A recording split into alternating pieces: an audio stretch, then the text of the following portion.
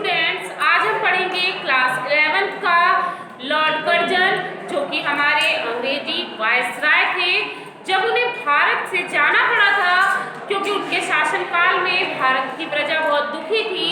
वो बिल्कुल नहीं चाहती थी कि लॉर्ड कर्जन यहाँ के वायसराय बने रहें। वो 2 बार यहाँ के वायसराय बने और एक समय जब वो अपने ही आदमियों को, अपने ही बासिंदों को अपने किसी सरकारी पद पर नियुक्त करना चाहते थे और उनकी बात नहीं मानी जाती है तो वो स्वयं इस्तीफा देकर चले जाते हैं।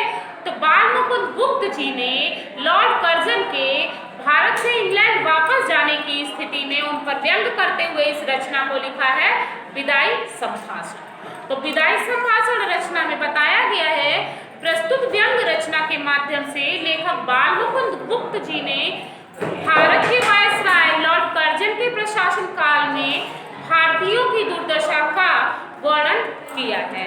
उसके शासनकाल में विकास के कार्य केवल अंग्रेजों का प्रभाव, अंग्रेजी जमाने का प्रभाव वो जमाने वाले थे, अर्थात वो सिर्फ अंग्रेजों का ही प्रभाव करते थे। वो चाहते थे कि हर ऊंचे पद पर एक अंग्रेज ही आसीन हो। अंग्रेजों के लिए देश के संसाधनों का अधिक से अधिक उपयोग वो करते थे। कर्जन ने सरकारी निरंकुशता का पक्ष लिया। काउंसिल ने अपनी पसंद का सदस्य नियुक्त करवाने के कारण उन्हें हर जगह नीचा देखना पड़ा। इस बात से दुखी होकर उन्होंने अपने पद से इस्तीफा दे दिया और इंग्लैंड वापस चले गए। यहाँ भारतवासियों की विवशता, दुख एवं लाचारी का व्यंग्यात्मक ढंग से चित्रण किया गया है। तो माय लॉर्ड, अंत में यहाँ बताया गया, बालमुकुंद गुप्त ने बताया है कि माय लॉर्ड, आपको अंत में देश छोड़कर जाना पड़ा और इस देश से आप अलग हो गए। इस संसार में आपकी बातों का अंत हो गया है, आपके शासनकाल का भी अंत हो गया। चाहे आप एक बार की कल्पना के अनुसार आप यहाँ के चिरस्थायी वायसराय रहे हों, इतनी जल्दी वह समय पूरा हो जाएगा हमने नहीं सोचा था, ना आपने सोचा होगा। लेकिन आपके और यहाँ के निवासियों के बीच की तीसरी शक्ति और भी है, अर्थात जिस पर आपका काबू नहीं है, जो वो ईश्वर है, वो परमेश्वर है। बिछड़न का समय बड़ा करुणोत्पादक होता है। कहने का तात्पर्य बच्चों कि जो बिछड़ने का समय होता है, वियोग का समय होता है, वो करुणा उत्पन्न करने वाला होता है। चाहे व्यक्ति अच्छा हो, चाहे व्यक्ति बुरा हो, उसे देखकर अगर हृदय में दुख होता है तो वो करुणा उत्पन्न करने वाला होता है। माय लॉर्ड, दूसरी बार इस देश में आने के कारण भारतवासी किसी प्रकार भी आपसे प्रसन्न न थे। वे यही चाहते थे कि आप यहाँ ना आए और आप आए। यहाँ के लोग बहुत दुखी हुए। दिन रात वो अपने मन में यही मनाते थे कि आपके शासनकाल का अंत हो जाए, लेकिन वो ऐसा नहीं हुआ। तो वो बताना चाहते हैं कि शिव शंभु के चिट्ठे नामक रचना में बताया गया है कि हमारा ये जो देश है, इसमें पशु पक्षियों के बिछड़ने पर भी उन्हें कितनी दुख होता है, वियोग होता है। पशु पक्षी भी एक दूसरे से बिछड़ने पर उदास हो जाते हैं। तो वो कहते हैं शिव शंभु की 2 गायें थी, एक गाय अच्छी थी, तंदुरुस्त थी और दूसरी कमजोर थी। तो जो मोटी गाय थी वो कमजोर गाय को अपनी सींग से मार मार कर घायल कर दिया करती थी। तो उन्होंने क्या किया कि अपनी उस गाय को किसी दूसरे व्यक्ति के पास दे दिया। टक्कर मारने वाली गाय पुरोहित को दे दी और उसके जाने के बाद जो कमजोर गाय थी वो कुछ न खाती थी, उसने खाना पीना तक त्याग दिया और वह वैसे ही खड़ी रहती थी। तो जब जिस देश में पशुओं में बिछड़ने का समय इतना करुणा उत्पन्न करने वाला होता है, उस देश के मनुष्यों की कैसी दशा होगी, इसका अंदाजा लगाना बिल्कुल कठिन नहीं है। फिर वो कहते हैं कि इस बार हमारे देश में जो प्रधान शासक आए, अंत में उनको भी जाना पड़ा और जो आया है उसको जाना है। फिर भी आपके शासन के काल का घोर दुखांत हुआ है। और अधिक आश्चर्य की बात यह है कि दर्शक तो क्या, स्वयं सूत्रधार भी नहीं जानता था कि उसने जो खेल सुखांत समझकर खेला था उसका अंत इतना बुरा होगा। अर्थात जिसके अंत न प्रारंभ में दुख था न बीच में दुख था, लेकिन उसका अंत इतना बुरा कैसे हो गया। घमंडी खिलाड़ी ये समझता है कि वो दूसरे को अपना रूप दिखा रहा है, लेकिन यहाँ पर एक और लीलामय है जो इस संसार की रचना करता है और दुनिया को अपनी लीला दिखाता है। इस बार बम्बई से उतरकर उन्होंने कहा कि लॉर्ड कर्जन, आपने जो इरादे जाहिर किए थे जरा देखिए तो उनमें कौन कौन से पूरे हुए। आपने कहा था कि यहाँ से जाते समय भारतवर्ष को ऐसा कर जाऊंगा कि मेरे बाद आने वाले लाटों को वर्षों तक कुछ करना ना पड़ेगा और वे कितने वर्षों सुख की नींद सोते रहेंगे।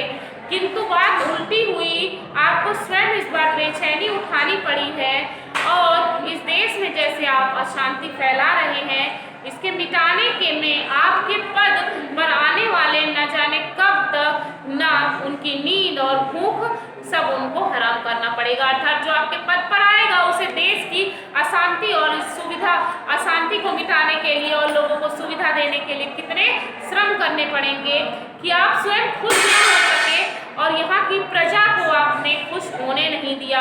इसका लोगों को कम चित्त और मन बहुत दुखी है। भगवान ने हमें सब कुछ दिया है और यही इच्छा थी कि आप यहाँ से चले जाएं और शीघ्र चले जाएं। और जब वह यहाँ से जा रहा था तो विदाई के समय सभी भावुक हो रहे थे। उस समय इस प्रकार की जो शत्रुता थी सब शांत हो गई। शिव शंभू को इस बात का दुख था कि कर्जन का देश नहीं देखा।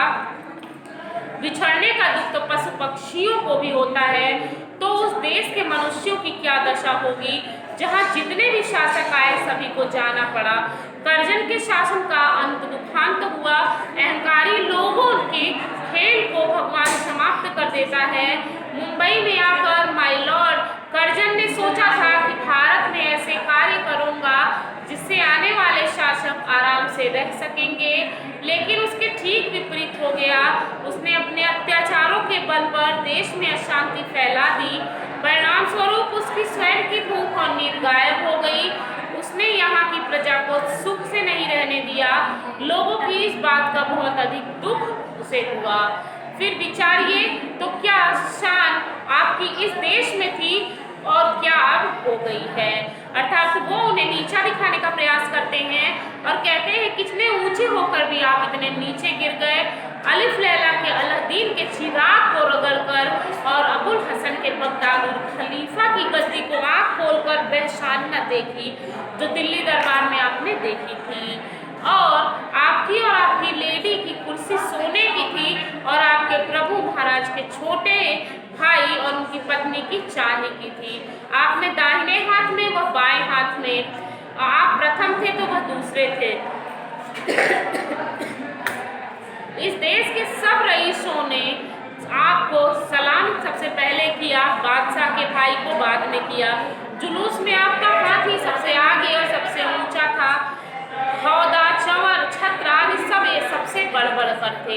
सारांश यह है कि ईश्वर ने आपको सब कुछ दिया, एक दर्जा था, परंतु अब देखते हैं कि जंगी लाट के मुकाबले में आपने पटखनी खाई, सिर के बल नीचे गिर गए। आपके स्वदेश में वही ऊंचे माने गए, आपको साफ नीचा देखना पड़ा। पद त्याग को की धमकी से ऊंचे ना हो सके। आप बहुत धीर गंभीर प्रसिद्ध हैं। उस सारी धीरता गंभीरता का आपने इस प्रकार काउंसिल में बेकानूनी कानून पास करते और कन्वोकेशन वक्तृता देते और दिवाला निकाल दिया गया। इस तरह मतलब आप जब अपने ही किसी व्यक्ति को, अपने ही अंग्रेज अधिकारी को ही ऊंचे पद पर प्रतिष्ठित करना चाहते थे तो आपको देश में बुरा साबित किया गया। उधर विलायत में आपके बार बार इस्तीफा देने की धमकी पर ने प्रकाश कर दिया कि जड़ हिल गई। अर्थात अंत में वहां भी आपको दिवालिया होना पड़ा। और फिर क्या हुआ, धीरता गंभीरता के साथ दृढ़ता को तिलांजलि देनी पड़ी। इस देश के हाकिम आपकी ताल पर नाचते थे। राजा महाराजा डोरी हिलाने के समान हाथ बांधकर हाजिर हो जाते थे। आपके एक इशारे से प्रलय हो जाती थी। कितने ही राजा को मट्टी के खिलौने की भांति आपने तोड़ फोड़ डाला। कितने ही मट्टी काट के खिलौने आपकी कृपा से, जादू से बड़े बड़े अधिकारी बन गए, पदाधिकारी बन गए।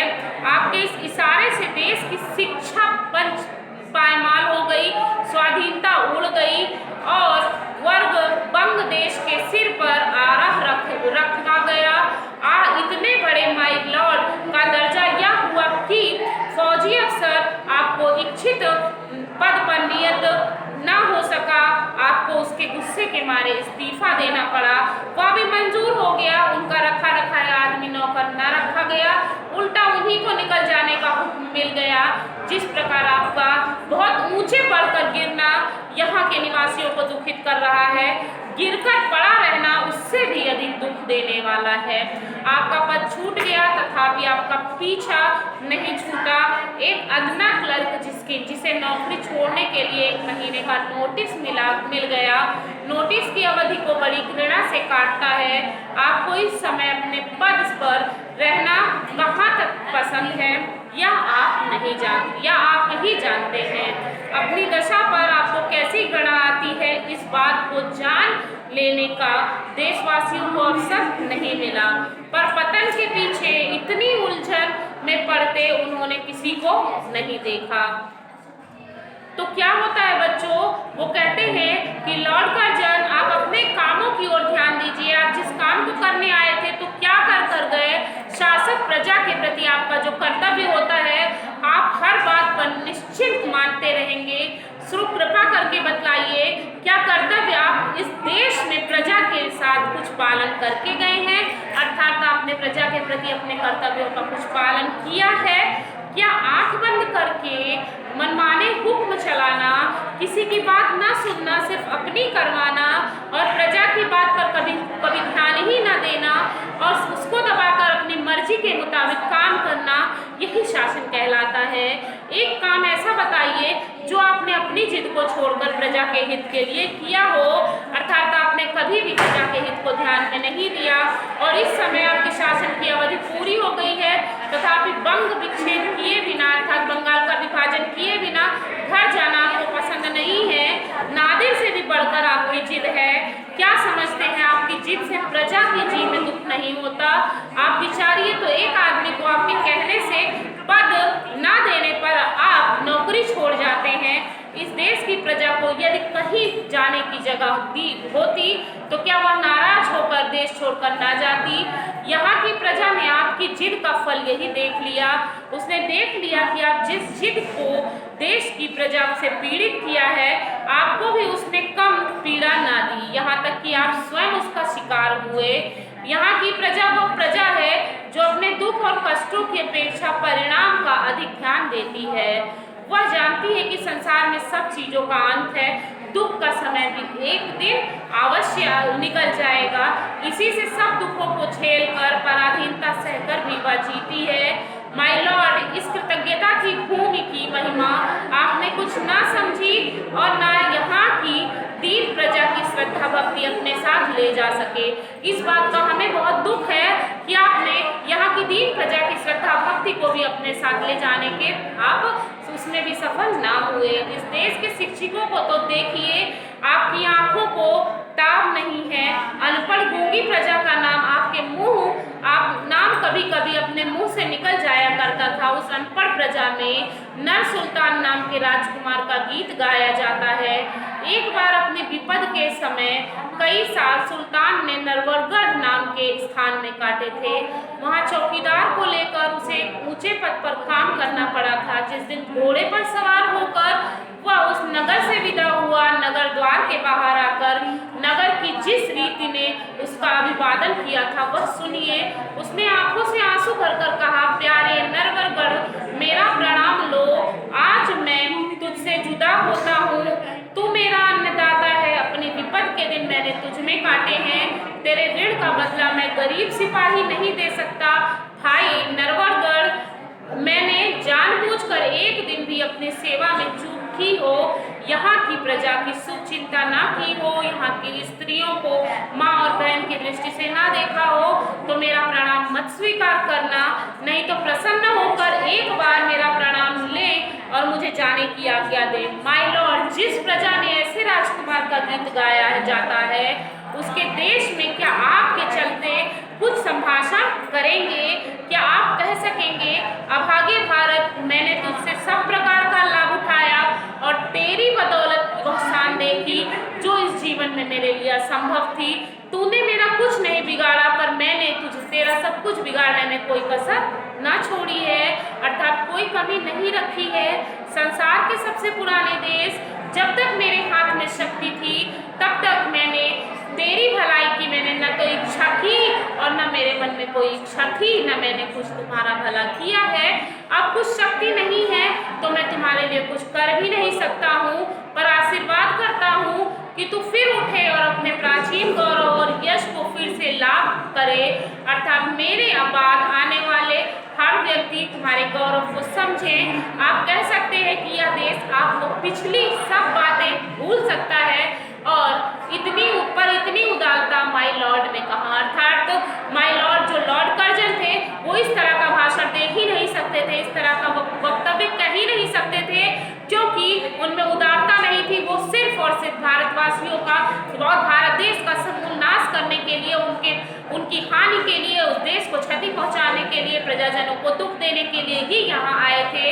इस प्रकार उनके घोर दुखांत शासनकाल का दुखांत हुआ और विदाई संभाषण के रूप में लॉर्ड कर्जन के प्रति हमारे जो पाठ के लेखक हैं, पाठ के लेखक बाल मुकुंद गुप्त जी ने उन पर व्यंग किया है और व्यंग करते हुए कहा है कि भारतवासियों की विवस्था, दुख एवं लाचारी का कारण जो लॉर्ड कर्जन जो उसे अंग्रेजी शासन में उन प्रजाजनों को दुख ही दुख दिया करते थे। तो बच्चों, इस प्रकार से आपके पास